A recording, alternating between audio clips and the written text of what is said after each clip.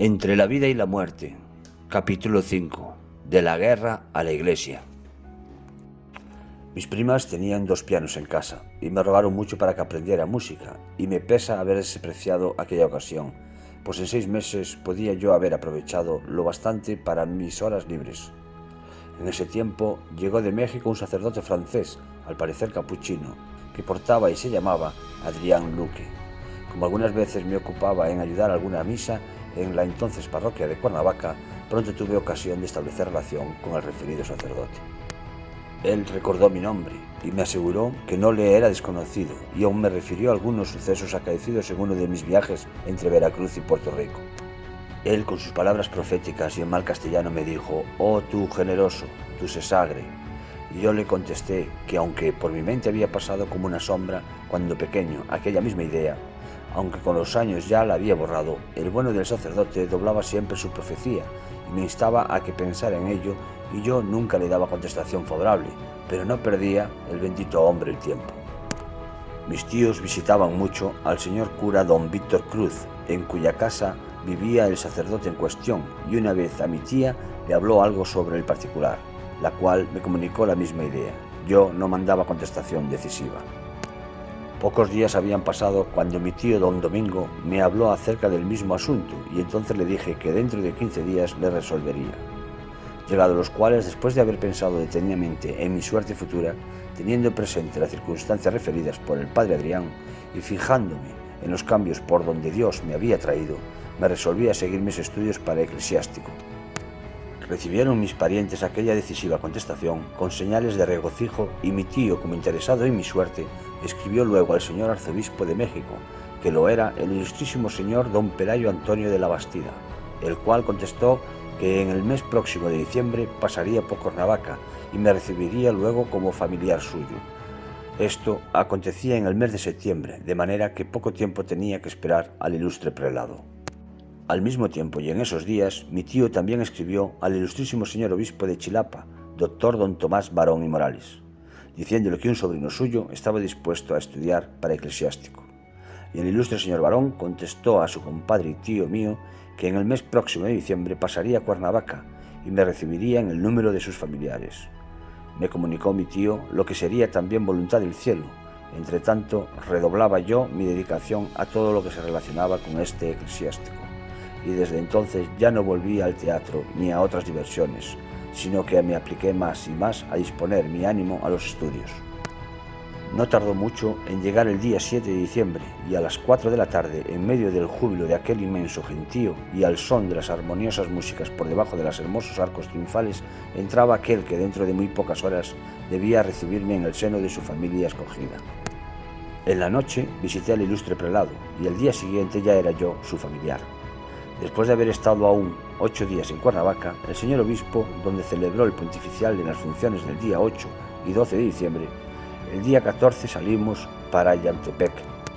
Hay cerca de Cuernavaca un salto de agua en el lado norte próximo al pueblo indígena de San Antón, cuya agua forma una cascada, y detrás está una espaciosa cueva que queda cubierta por delante con el líquido que, cuando le da el sol, aparece con los hermosos colores del iris. Además, en Cuernavaca existen otros templos de antigua construcción y algunos modernos. También hay un buen teatro cuya obra fue dirigida por mi tío don Domingo Nandín. El parentesco que me liga con la familia que he referido es como sigue. Don Domingo Nandín era hijo de don José Benito Nandín en la Villa de la Guardia, en España, y este señor José Benito era pariente de la madre de mi padre, aunque no sé en qué grado de consanguinidad. Pero recuerdo que cuando yo era chico advertía como mi bisabuela, o sea, la abuela de mi padre, se trataban de primos con don José Benito. También no está muy distante el pueblo Acapatringo, que un tiempo fue residencia preferida del emperador Maximiliano, lugar ameno y muy lleno de jardines y cafetales. Por parte de mi madre, la esposa de don Domingo Nandín es mi parienta más cercana, se llama Concepción Pacheco.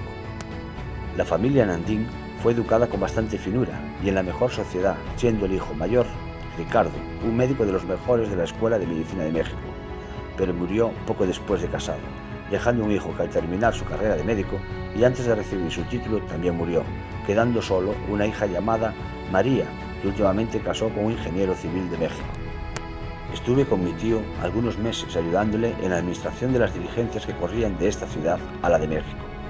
En la misma casa estaba como dependiente José Ceballos, hijo de la misma ciudad, a quien estimaba yo como hermano. Algunas noches íbamos al teatro, pero temprano estábamos en nuestro aposento. Como el amigo Ceballos era algo sastre, se puso a hacer un pantalón, y yo le dije, también yo seré capaz de hacer otro. A mí nadie me había enseñado el oficio de sastre, pero el caso es que yo lo hice y los dos estrenamos el mismo día.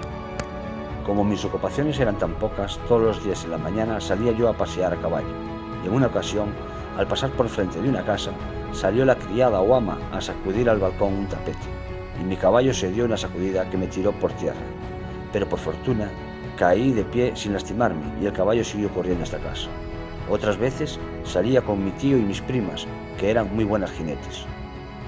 Una de las veces estaba yo vestido de sotana que me habían hecho en Cuernavaca. También tenía puesto mi roquete.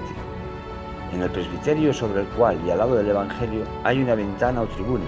Alcé los ojos y vi que allí estaba mi tío y mis primas, y al verlos me ruboricé, porque era la primera vez que delante de mis parientes aparecía yo en traje talar. Allí pasamos la Nochebuena. El señor obispo decía diariamente la misa rezada en el oratorio improvisado.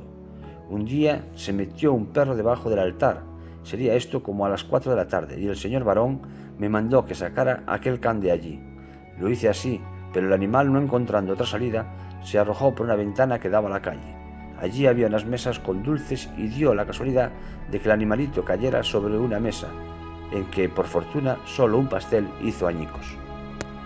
Después de pocos días, el señor Ilustrísimo dispuso la salida y nos dirigimos a la diócesis de Chilapa, pasando por la hacienda de San José Vista Hermosa, llegando hasta Macusato, de donde salimos a Acamixtla. Esta es la primera parroquia perteneciente al obispado de Chilapa, por ese lado norte de la misma. En ella estaba el sacerdote Jesús Hernández, como cura párroco del lugar, persona muy instruida y virtuosa. Allí estuvimos 4 días y como la casa estaba desprovista de camas y eran varios sacerdotes que allí se juntaron, los que menos valíamos y podíamos aguantar dormiríamos sobre unas mesas que, por cierto, y yo lo digo por mí, nos molestaron demasiado los lomos. De allí pasamos a Tasco, donde vi el más hermoso templo de cuantos conozco en la América Latina, construido a expensas de un rico minero francés apellidado Laborde. Allí confirmó el ilustrísimo señor obispo multitud de personas. Una tarde fuimos al pueblo de Zacalpulco, que pertenecía entonces a la parroquia de Acamixtla, célebre santuario, donde se comenzaba a levantar un templo de buena arquitectura.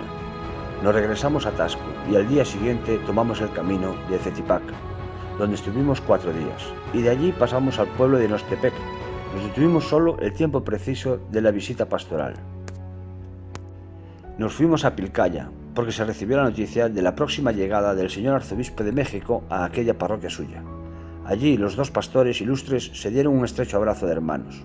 Estuvimos pocos días allí, pero aquellos sacerdotes que venían con el señor Labastida, que eran españoles, y el sacerdote francés Adrián Lauqué, que allí se encontraba, trabajaron mucho por persuadirle a irme a México.